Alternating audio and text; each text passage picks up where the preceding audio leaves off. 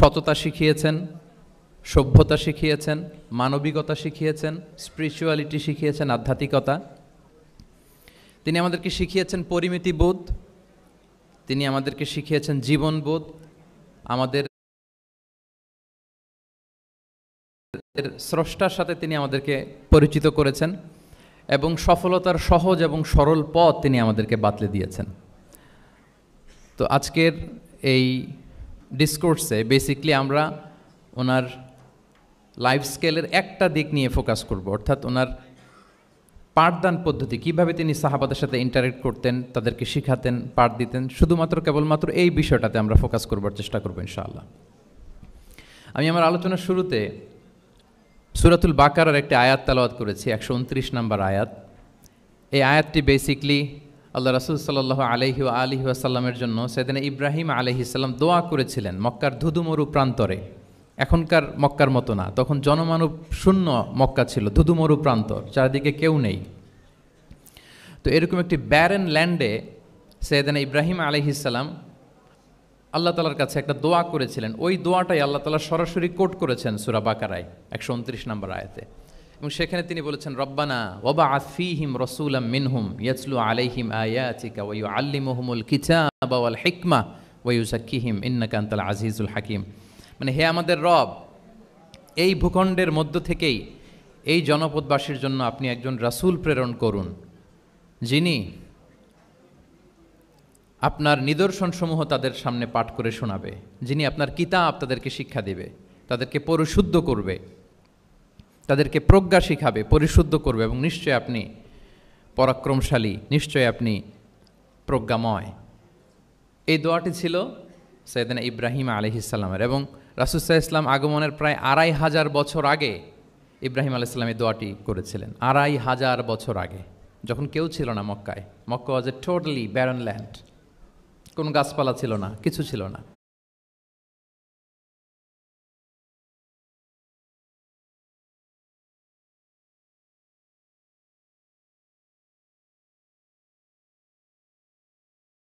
তিনি সাহাবাদের সাথে ইন্টারেক্ট করতেন,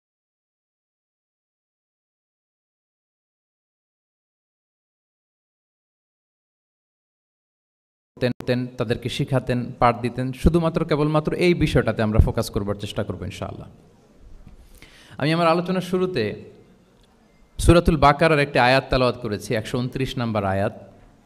এই আয়াতটি বেসিকলি আল্লাহ রাসূল সাল্লাল্লাহু আলাইহি ওয়া আলিহি ওয়াসাল্লামের জন্য সাইয়েদনা ইব্রাহিম আলাইহিস সালাম দোয়া করেছিলেন মক্কার ধুধুমরু প্রান্তরে। এখনকার মক্কার মতো না, তখন জনমানব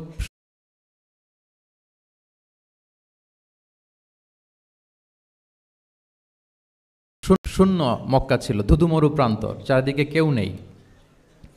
তো এরকম একটি ব্যারেন ল্যান্ডে সাইয়েদনা ইব্রাহিম আলাইহিস সালাম আল্লাহ তাআলার কাছে একটা দোয়া করেছিলেন। ওই দোয়াটাই আল্লাহ তাআলা সরাসরি কোট করেছেন সূরা বাকারায় 129 নম্বর আয়াতে, এবং সেখানে তিনি বলেছেন, রব্বানা ওয়াবআথ ফীহিম রাসূলাম মিনহুম ইয়াতলু আলাইহিম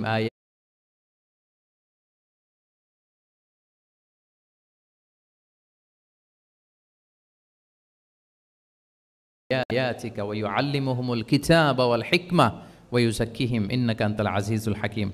মানে হে আমাদের রব, এই ভূখণ্ডের মধ্য থেকেই এই জনপদবাসীর জন্য আপনি একজন রাসূল প্রেরণ করুন, যিনি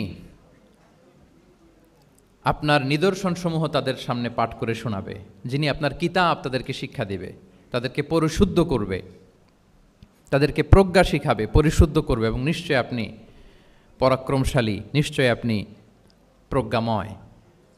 এই দোয়াটি ছিল সাইয়েদনা ইব্রাহিম আলাইহিস সালামের, এবং রাসূল সাল্লাল্লাহু আলাইহি ওয়াসাল্লাম আগমনের প্রায় 2500 বছর আগে ইব্রাহিম আলাইহিস সালাম এই দোয়াটি করেছিলেন। 2500 বছর আগে, যখন কেউ ছিল না মক্কায়। মক্কা ওয়াজ এ টোটালি ব্যারন ল্যান্ড, কোনো গাছপালা ছিল না, কিছু ছিল না। সেই দোয়া আল্লাহ তাআলা কবুল করেছিলেন, এবং এই দোয়ায় বেসিকলি তিনি আখিরি নবীর জন্য 4টা ফিচার কামনা করেছেন, যে আল্লাহ এই 4টা ফিচার দিয়ে আপনি নবী পাঠাবেন। এর মধ্যে একটা ছিল ওয়া ইউআল্লিমুহুমুল কিতাব, যে এমন নবী যেন হয় তিনি এই জনপদের লোকদেরকে কিতাব শিখাবে। কি শিখাবে? কিতাব। ওয়া ইউআল্লিমুহুমুল কিতাব, তার মানে রাসূল সাল্লাল্লাহু আলাইহি ওয়াসাল্লাম তিনি যে শিক্ষক হয়ে আসবেন, তিনি যে আল্লাহর কিতাব পৃথিবীবাসীকে শোনাবেন, তেলাওয়াত করে শোনাবেন, শেখাবেন, এই দোয়া রাসূল সাল্লাল্লাহু আলাইহি ওয়াসাল্লাম আগমনের 2500 বছর আগে সাইয়েদনা ইব্রাহিম আলাইহিস সালাম করেছিলেন। এবং রাসূল সাল্লাল্লাহু আলাইহি ওয়াসাল্লাম নিজেও বিভিন্ন হাদিসে ঘোষণা করেছেন যে আমি শিক্ষক হিসেবে প্রেরিত হয়েছি। ওয়া ইন্নামা বুইসতু মুআল্লিমান, আমি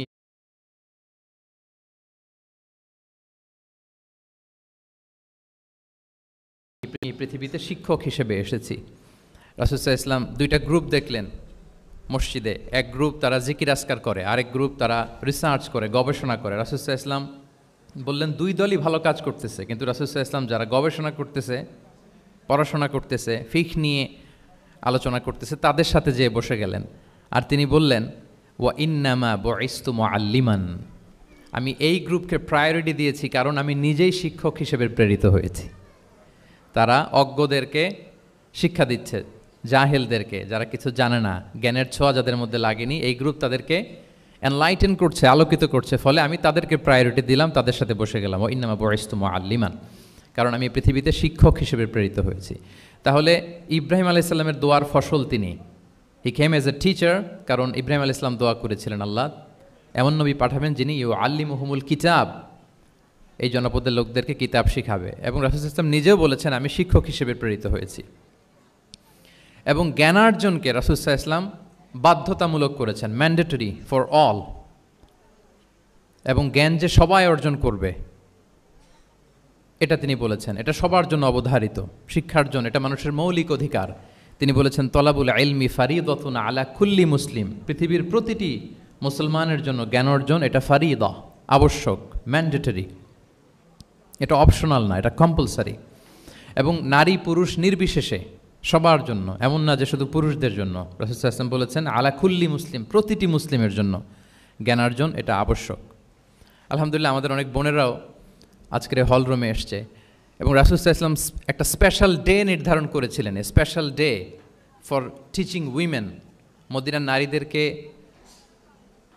পাঠদানের জন্য, শেখানোর জন্য তিনি একটা স্পেশাল ডে নির্ধারণ করেছিলেন।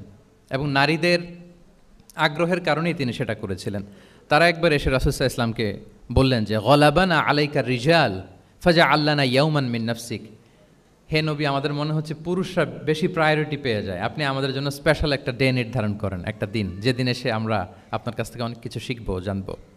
ফাওয়াআদাহুন্না ইয়াওমান লাকিয়াহুন্না ফীহি ফাওয়াআদাহুন, রাসূল সাল্লাল্লাহু আলাইহি ওয়াসাল্লাম তাদের এই আবেদনের প্রেক্ষিতে মদিনার নারীদের জন্য একটা special day for teaching women, মদিনার যে কমিউনিটিতে নারীরা ছিল তাদের জন্য রাসূল সাল্লাল্লাহু আলাইহি ওয়াসাল্লাম স্পেশাল একটা ডে নির্ধারণ করেছিলেন। এবং সেদিন পুরুষ সাহাবীদেরকে গুরুত্ব না দিয়ে তিনি শুধু নারীদের, বোনদের কোশ্চেন নিতেন, তাদেরকে তিনি পাঠদান করতেন, শিক্ষাদান করতেন।